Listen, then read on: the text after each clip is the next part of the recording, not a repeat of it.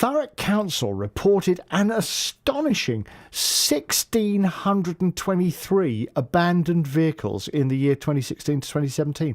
1,623. It's higher than any other council in the country. The council, who of course has to pay for this, they destroyed 2,299 vehicles between 2016 and 2018. Councils in the east of England, so we're broadening it out a bit, they forked out 50,000 quid to remove or destroy these types of vehicles, and they issued £22,000 of fines. So a lot of stats there.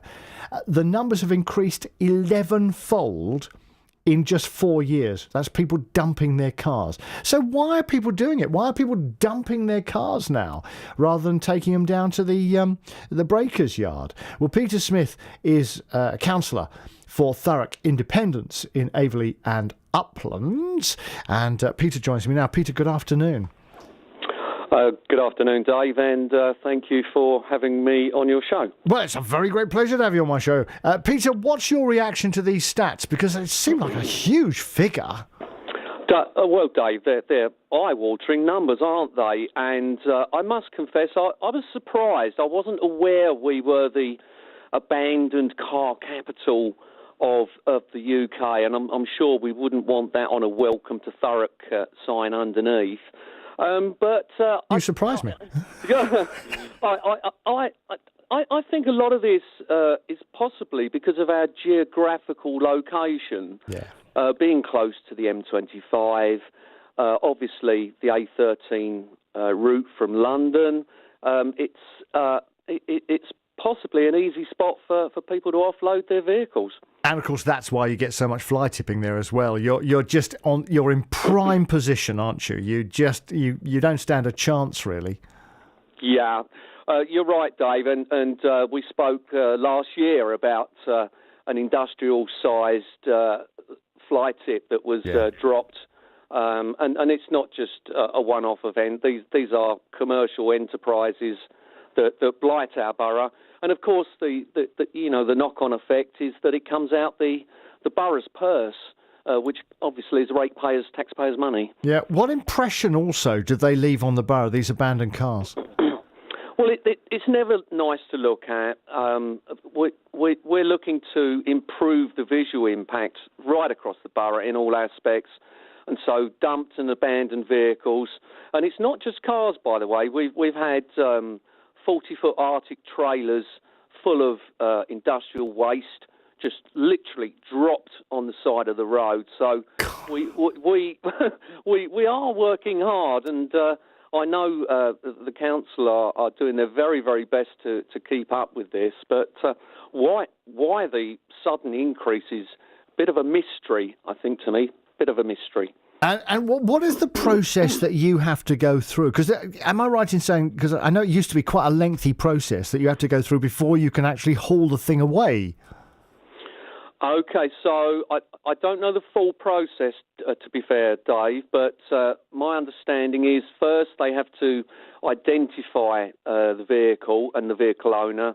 Then they would have to contact the owner, issue them a notice, 7-day notice or 10-day notice.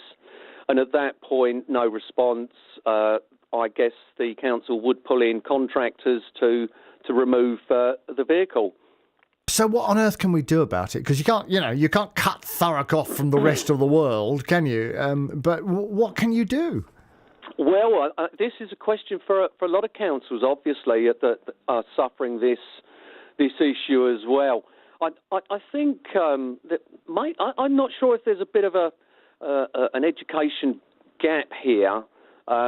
Maybe a lot of people are not aware of the scrappage scheme. I mean, just this afternoon, whilst looking into this, I went on to one of these sites where you sort of scrap my car type thing, put in the registration of a car, and it came up with a figure, 165 quid. So I think to myself, well, why would you dump a car on the side of the road when you could get 165 quid for it? Maybe because they just couldn't be bothered. Do you think it is? Perhaps that is it.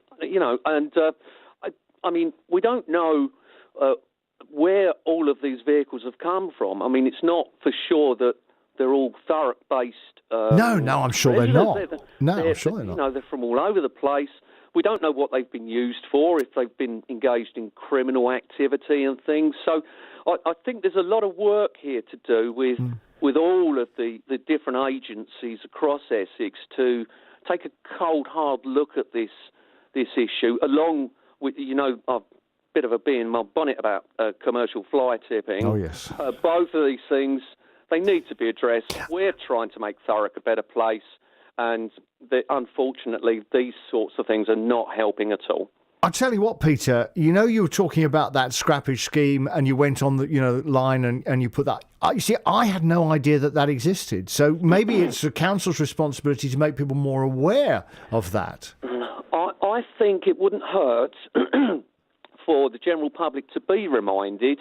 And an easy way is you can just go to any search engine and you just type in "scrap my car" and you'll have a whole list of different providers. They're all licensed and they want the metal because metal prices are high at the moment. So they want these metals. You put your registration in, where your postcode is, they'll give you a price and it's guaranteed. They come and take it away, you get the money. Peter, that is such good information. I have learnt so much from you. Thank you very much, Cllr Peter Smith from Thurrock Independents in Averley and Upland.